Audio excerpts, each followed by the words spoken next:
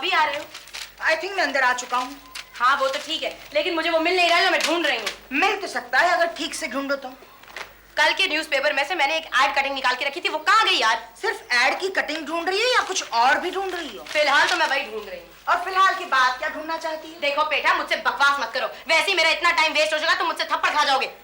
मार लो, जरूर मार लो, मगर मैं तुम्हें जो पूछना चाहता हूँ पूछ कर ही रहूंगा। तुम मुझे नहीं रोक सकती। तो तुम्हें रोक कौन रहा है यार? कोई नहीं, पर फिर भी तुम मुझे बिल्कुल नहीं रोक सकती। मैं नहीं चाहती कि मैं तुमको रोकूं। तुम्हें जो भी कहना है जल्दी बको, वरना मैं तुम्हें मारूंगी, बहुत मारूंगी तुम्हें।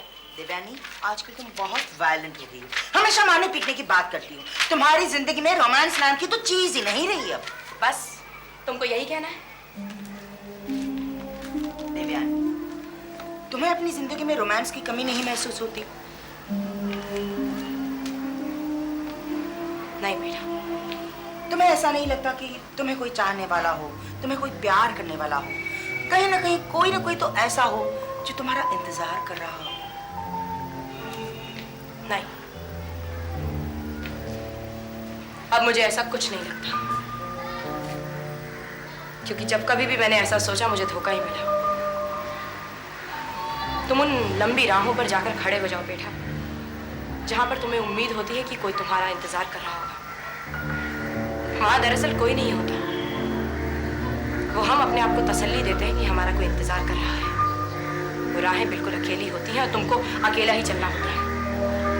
नहीं देवयानी, हमें ऐसा लगता है कि वहां पर कोई नहीं है, पर हकीकत में वहां कोई ना कोई जरूर होता है। उसका ना दिखना सिर्फ वक्त का छलावा होता है। देवयानी,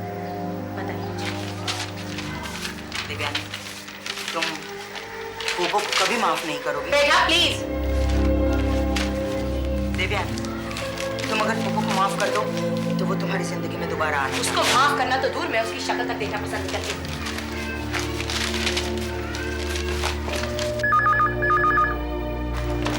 कितना टाइम लगा है?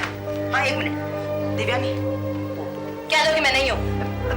देख नहीं सकती पर आवाज तो सुन सकती हो। पोपो, मुझे जिंदगी में जिन जिन लोगों से नफरत थी, मैंने वो सारी नफरत भुला दी है। लेकिन तुम अकेले एक ऐसे शख्स हो जिससे मुझे हमेशा नफरत थी, नफरत है और नफरत रहेगी, क्योंकि तुम एक गंदे और गलीज आदमी हो। देवयानी, ऐसा मत बोलो देवयानी, ऐसा मत बोलो। क्यों ना कहूं? तुमने तारा पर डोरे डालने की कोशिश की, जो कि मेरी माँ जैसी थी। नहीं देवयानी, देखो, तारा के लिए जो मेरे दिल में प्यार था वो सिर्फ एक हमदर्दी थी। ये बात अलग है कि अपनी नासमझी की वजह से अपने दिल में पैदा हुए उस हमदर्दी को मैं प्यार समझ बैठा था। कहानियां मत बनाओ पोपो। तुम अच्छी तरह जानते हो कि तारा तुमको ठुकरा चुकी है। अपनी उस गंदी भावना को किसी रिश्ते का नाम मत दो। अपनी गलती को छुपाने की कोशिश मत करो, समझे? मैं अपनी उस गलती की सजा पाना चाहता हूँ देवयानी।